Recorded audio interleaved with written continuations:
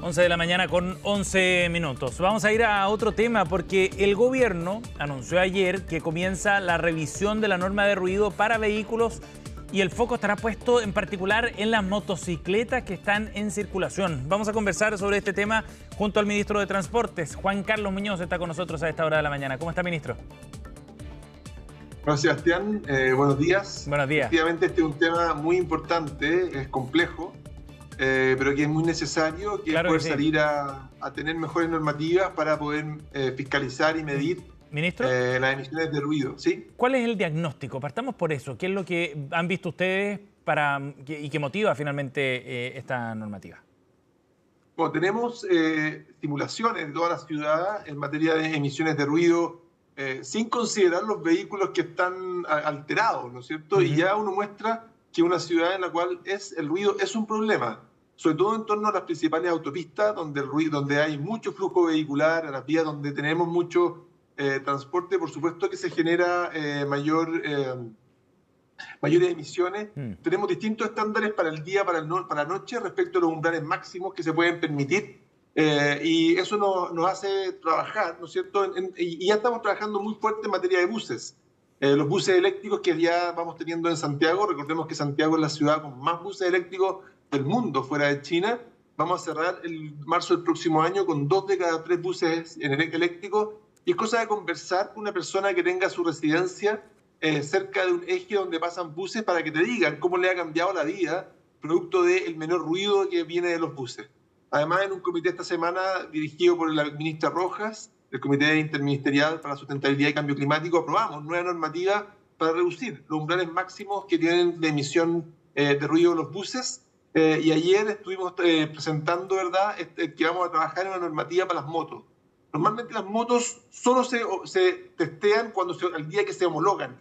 O sea, Claro. tú traes el primer modelo de fábrica y ahí los testeamos. Por supuesto que durante la vida esa motocicleta puede terminar emitiendo mucho más ruido que el momento de homologación y por lo tanto eso amerita, ¿no es cierto?, cambiar los estándares. Ministro, entendiendo eso, ¿cómo o de qué forma se va a fiscalizar estas normas de ruido para que tenga un efecto concreto en la circulación?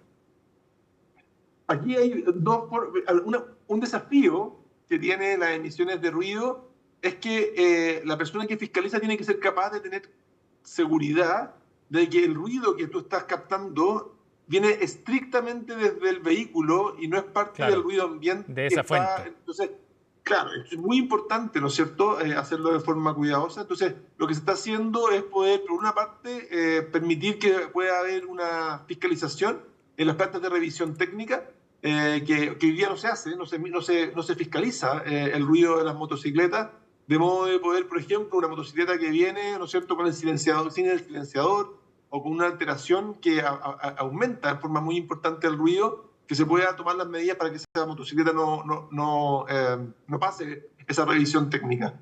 También, por supuesto, van a haber posibilidad de poder hacer fiscalizaciones en terreno por parte de Carabineros en la medida que vayamos teniendo una normativa que les dé los instrumentos para que Carabineros lo pueda hacer.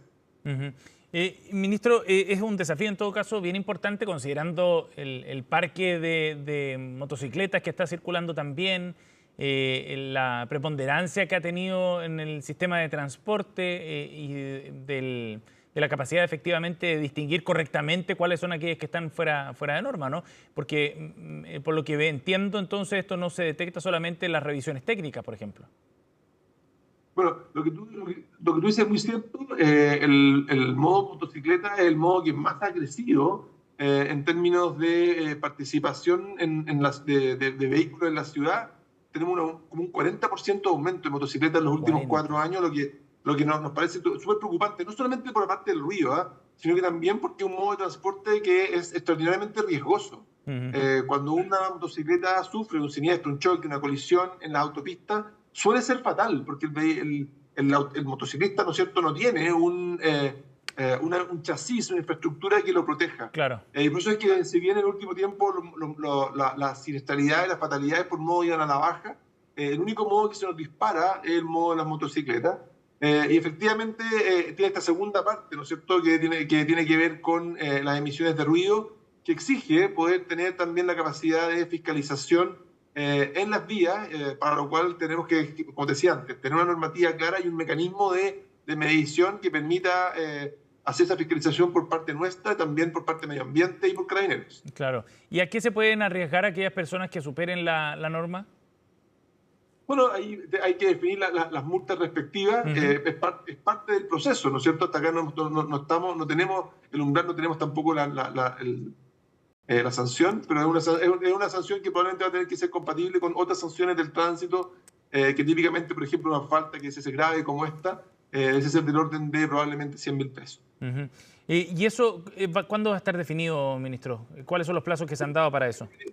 Es un trabajo que ya estamos iniciando junto con, luego hacer los estudios con el Ministerio de Medio Ambiente, y el año 2026 debiésemos cerrar ya con la norma más precisa.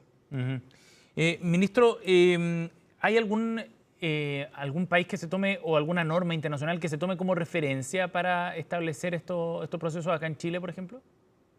Efectivamente, hay normativa internacional que nosotros podemos utilizar respecto de emisiones de ruido que son adecuadas, entregadas, por ejemplo, por la OMS, y que permite, ¿verdad?, poder definir cuál debe ser el umbral y el tipo de emisiones que pudiese exigirle a un vehículo motorizado como este.